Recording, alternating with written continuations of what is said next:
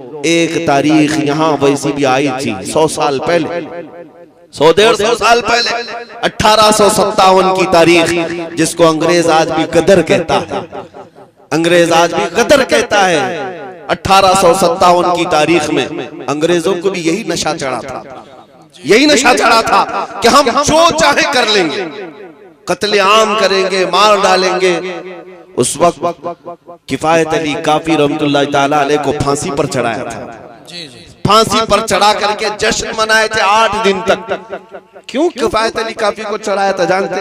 एक आलिम रब्बानी को इसलिए चढ़ाया था कि वो बोलते थे तो हजारों का मजमा जमा होता, लोग उनके पीछे दीवाना वार घूमते, तो ऐसे उलमा तो उनको खलते हैं। फांसी पर चढ़ा करके 8 दिन तक जश्न मनाया था, लेकिन खुदाई कानून उन्हें मालूम नहीं। तुम एक किफायत अली काफी को जो ये कहता था कोई गुल बाकी रहेगा न चमन रह जाएगा, पर रसूलुल्लाह का दीन हसन रह जाएगा, फांसी पर चढ़ा करके तुमने ये सोचा कि एक आशिक रसूल की जुबान बंद कर दिया, उसे गर्दन से अलग करके जिस्म को अलग कर दिया। अब उम्मत ठंडी हो जाएगी, ये जमात सो जाएगी। लेकिन मौला ताला का एहसान तो देखें, मुरादाबाद ज्यादा दूर नहीं है, किफायत अली काफी को यहाँ फांसी पर चढ़ा रहा है अंग्रेज, और मौला पड़ोस में बरेली में इमाम अहमद रजा को पैदा कर रहा है। सुभान अल्लाह। ज्यादा फासला न शहरों का है न तारीख का है। एक आशिक रसूल अगर तुम्हारे हाथों फांसी पर चढ़ा है तो अल्लाह ताला ने दूसरा ऐसा आशिक पैदा किया जिसने करोड़ों दिलों में ये इश्क भर दिया, करूं तेरे नाम पे जां फिदा, न बस एक जां दो जहां फिदा, दो जहां से भी नहीं जी भरा, करूं क्या करोड़ों जहां नहीं। मैं बात ये करना चाहता हूँ, तुम जितने चिराग बुझाओगे मौला उतने चिराग और रोशन फरमाए। सुभान अल्लाह, सुभान अल्लाह। जिसको जिसको तुम पकड़ करके कत्ल करने की धमकियां देते हो, ये इस्लाम न कल मिटा था न आज मिटा है, ना सुबह क़यामत तक मिटा सकोगे। अल्लाह ने कुरान पाक में फरमाया है, युरीदूना लियुत्फिउ नूरल्लाहि बिअफ़वाहिहिम वल्लाहु युरीदु अन युतिम्मा नूरहु वलौ करिहल काफिरून। मुशरिकीन ये चाहते हैं कि अपने मुंह के फूंकों से अल्लाह के चिराग को बुझा दें, और ये हो नहीं सकेगा। अल्लाह अपने चिराग को रोशन करके रहेगा, काफिर अगरचे इसको नापसंद करें, काफिर अगरचे इसको नापसंद करें। मेरे अजीजों, बात सिर्फ इतनी मुझे करनी है, तुम्हारा अपना रोल क्या होना चाहिए? क्या यही जोश के नारे जो हम पिंडाल में बैठ करके करें? क्या हमारी यही तकरीरें जो जलसे तक रहे? नहीं मेरे अजीजों, हमारा लक़ब, एक मोमिन का लक़ब ये था कफन बरदोश। ये सीने पर बल्कि अपने कंधे पर कफन लेकर के चलता है, इसे मौत से खौफ नहीं है। तो ये खौफ जब तुम्हारे सीने से निकलेगा तो हक बोलने की हिम्मत उतनी बढ़ती चली जाएगी। ज्यादा से ज्यादा तुम्हें किस बात से डराया जाता है आज? फांसी से, ये सबसे हाईएस्ट सजा है ना, या जेल से। ये दोनों चीजें एक मोमिन के लिए कोई माने नहीं रखती। जेल की सलाखों पर जाने के बाद बुजुर्गों ने लिखा भी है कि मोमिन घबराना नहीं, अगर मुस्तफा के नाम पर गया है, अगर नबी पाक के नाम पर गया है, तो अंदर जाने के बाद हो सकता है तेरी माँ, तेरी बीवी, तेरे भाई देखने ना आए, लेकिन एक रात जरूर आएगी जब ताजदार मदीना खुद तशरीफ। सुभान अल्लाह, सुभान अल्लाह।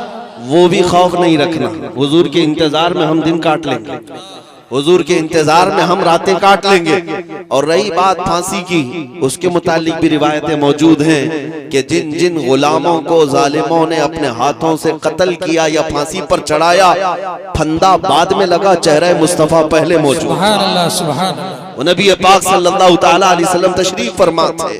अजीजान गिरामी वक़ार, ये दो तमन्नाएं जिसके पास है, फिर उसे किस बात का खौफ है? बेखौफ जियो। ये मुल्क हमारा कल भी था, आज भी है। ये भीख में मांगा हुआ हमारा मुल्क नहीं है, और किसी की चापलूसी करके खरीदी हुई जमीन हमारी नहीं है। ये हमारे आबा व अजदाद, बल्कि आदम अलैहिस्सलाम की जमीन है, हमारे बाप की जमीन है, हमारे बाप की जमीन है। अजीजान गिरामी वक़ार, मैं बात ये अर्ज करना चाहता हूँ, आयत करीमा जो मैंने पढ़ी थी उसमें अल्लाह ने यही फरमाया, अगर रसूल के हुक्म की मुखालिफत करोगे तो फितने में मुब्तला हो जाओ और अज़ाब अलीम में गिरफ्तार हो जाओगे। अभी देर नहीं हुई है, अभी सवेरा है। मैं नौजवानों को कहता हूँ, उस नुक्ते पर आ जाओ, उस पॉइंट पर जमा हो जाओ जहां रसूलुल्लाह सल्लल्लाहु अलैहि वसल्लम ने अपने सहाबा को छोड़ा था। मेरे आका ने हुजूर को जहां छोड़ कर नसीहत फरमाई थी उस नुक्ते पर आ जाओ, बस बाकी सब तुम्हारा, सारे मैदान तुम्हारे हैं, कोई ताकत तुम्हें ज़ेर नहीं करेगी इंशाअल्लाहुल अज़ीज़। लोग जिस तरह की बातें करते हैं, मैं आपको बताऊं, सलाहुद्दीन अय्यूबी का भी तज़किरा करते हैं। सुल्तान सलाहुद्दीन अय्यूबी फातिह बैतुल मुक़द्दस, एक सिपहसालार के नाम से दुनिया जानती है। आज अंग्रेज भी उस सलाहुद्दीन की तारीफ में रत्बुल लिसान है। अंग्रेज भी कहता है वैसा जर्नल हमने नहीं देखा। क्यों जानते हैं? अंग्रेजों की किताब में लिखा हुआ है सलाहुद्दीन अय्यूबी ने 18 साल तक जंगें लड़ी सलीबियों के साथ, ईसाइयों के साथ, लेकिन उसमें लाखों कैदियों को अपने हाथों से आजाद किया। आजाद करने की आदत बहुत ज्यादा किसकी? सलाहुद्दीन अय्यूबी की। शहादत है मतलूब व मकसूद मोमिन, न माले गनीमत न किश्वर कुशाई। एक आशिक रसूल का जो मकसूद होता है ना, वो ये नहीं है कि सिर्फ गर्दनें उड़ाना है, उसका मकसूद जो होता है वो अल्लाह उसके रसूल की रजा। सलाहुद्दीन अय्यूबी के साथ एक वक्त ऐसा भी आया जब आप बीमार हो गए। इस बीमारी के आलम में मुसलमानों के एक काफिले पर एक ईसाई जर्नल ने हमला किया था, बुरनिस नाम था उसका।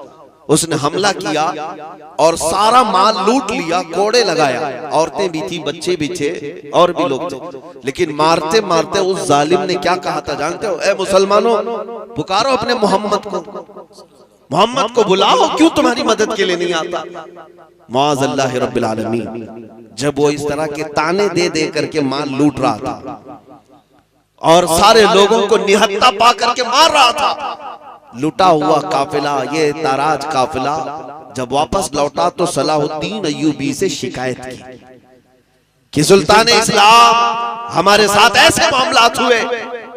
ये वो हालात थे जब सलाहुद्दीन सख्त बीमार थे, जिसको मरगुल मौत कहा जाता है, यानी मौत की बीमारी, मरगुल मौत की बीमारी जिसको कहा जाए। लोग इयादत के लिए आ रहे थे, लेकिन सलाहुद्दीन अय्यूबी ने जैसे ही ये बात सुनी, अल्लाह की बारगाह में हाथ फैलाया और कहा, ऐ रब्बे जुल जलाल, तूने सलाहुद्दीन को हर चीज अता की, बस तेरा ये नाचीज बंदा, आजिज बंदा इतनी भीख मांगता है कि मेरी उम्र को इतनी लंबी कर दे कि मैं बुरनिस का सर उड़ा सकूं, इतनी जिंदगी और दे दे। क्यों? इसलिए कि नबी पाक सल्लल्लाहु ताला अलैहि वसल्लम को उसने ताना मारा। मोमिनीन से ये कहा ना कि मोहम्मद को बुलाओ। सलाहुद्दीन अय्यूबी बीमारी के आलम में ये दुआ करते रहे। 2.5 साल का अरसा गुजरा। 2.5 साल के बाद आप शिफायाब हुए, सेहतमंद हुए, और उसके बाद खड़े हुए और तलवार लेकर के निकले। मोमिनीन की फौज को जगह जगह रवाना किया, मार के हुए। एक दिन वो आ भी गया जब ये बुरनिस हत्ते चढ़ गया मुसलमानों की, गिरफ्तार हो गया। और मुसलमान जब फातिह की हैसियत से बैतुल मुक़द्दस में आए और उस बुरनिस को पकड़ करके लाए। सलाहुद्दीन अय्यूबी की आदत तो थी कि गिरफ्तार कैदियों को रोज आजाद करता था, रोज आजाद करते थे। उस दिन भी जितने कैदी आए थे उनमें से अक्सर को आजाद किया। जब बुरनिस का नंबर आया, उसने कहा, ऐ सलाहुद्दीन, तुम्हारी आदत तो हमें पता है कि तुम गिरफ्तार कैदियों को माफी के बाद आजाद कर देते हो, मैं भी माफी मांगता हूं, मुझे अपने वतन जाने दे दो। सलाहुद्दीन अय्यूबी ने एक तारीखी जुमला कहा, ऐ बुरनिस, अगर तुझे मैं माफ कर दिया तो अल्लाह का अजाब मुझे गिरफ्तार कर, मैं अल्लाह के अजाब में गिरफ्तार हो जाऊंगा। तेरी जुबान से मैंने वो नाजेबा कलमा सुना है जिसको एक मोमिन सुन करके जिंदा रहना बेकार समझता।